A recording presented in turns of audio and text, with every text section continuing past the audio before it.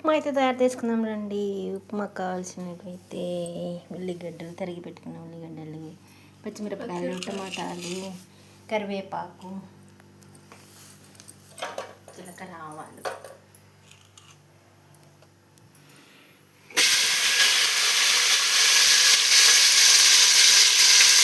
Stove మీద పాత్ర పెట్టుకొని దాంట్లోకి ఆయిల్ వేసుకొని తరిగి పెట్టుకున్న ఉల్లిగడ్డలు, టమాటాలు, పచ్చిమిర్చి, కరివేపాకు వేసేసుకొని దాంట్లోకి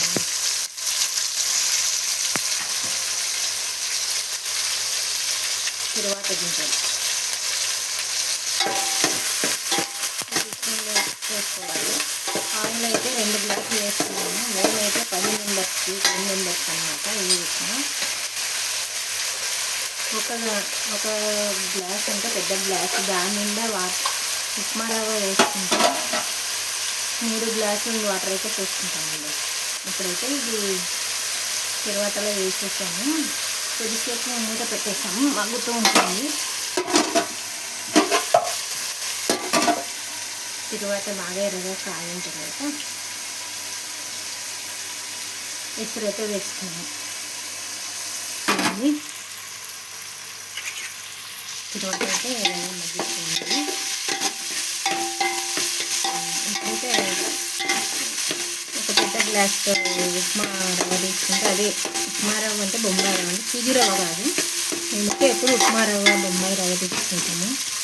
సూజీ రవ్వ అయితే మెత్తగా అయితుందని తీసుకోము. ఉప్మా రవ్వకు బిస్కెట్లు దాంట్లో వేసుకున్నాం.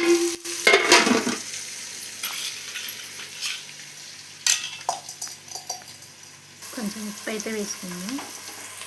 ఇంకా వాటర్ అయితే వేసేసుకున్నాం. తాగింది కదా.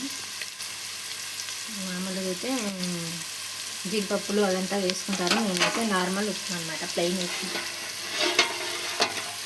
వాటర్ అయితే పోసేసుకున్నాము. ఇది మామూలుగా ఒకటికి మేమైతే జోరుగా ఉండాలని 3 గ్లాసులు అయితే వేసేసుకుంటాము. మేము నార్మల్గా ఒక ఉప్మా రవ్వ ఒక గ్లాస్ అయితే 2 గ్లాసుల వాటర్ వేసుకుంటారు. మేమైతే జోరుగా ఉండాలని అయితే 3 గ్లాసులు పెద్ద గ్లాసుల వాటర్ అయితే పోసుకుంటున్నాం. ఇది చాలా జోరుగా ఉండాలని కావాలన్నమాట. ఎంతైతే వాటర్ 3 గ్లాసుల వాటర్. ఇది మరిగంట వరకు 10 మినిట్స్ వెయిట్ చేద్దాం. ఎసురైతే మరిగిపోతుంది. రవ్వ అయితే వేసేసుకున్నాము. ఇదైతే వేసుకున్న వెంపటే కలబెట్టుకోవాలి, ఉండలు లేకుండా, లేదంటే ఉండలు కట్టే ప్రమాదం ఉంది. ఇదంతా కలబెట్టుకొని నీట్గా ఉడకనివ్వాలి. మధ్య మధ్యలో మళ్ళీ కలుపుకోవాలి. మూత పెట్టేసుకున్నాము, ఉడకని. ఉప్మా అయితే రెడీ అయిపోయింది. ఇంకోసారి ఇలా కలబెట్టుకున్నాము.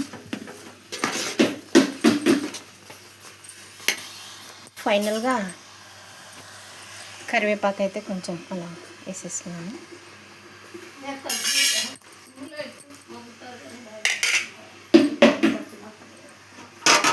ఉప్మా రెడీ. ఇలాంటి మరిన్ని వీడియోల కోసం నా ఛానల్ ఫాలో అవ్వండి, సబ్స్క్రైబ్ చేసుకోండి, సపోర్ట్ చేయండి. Thank you. బాయ్.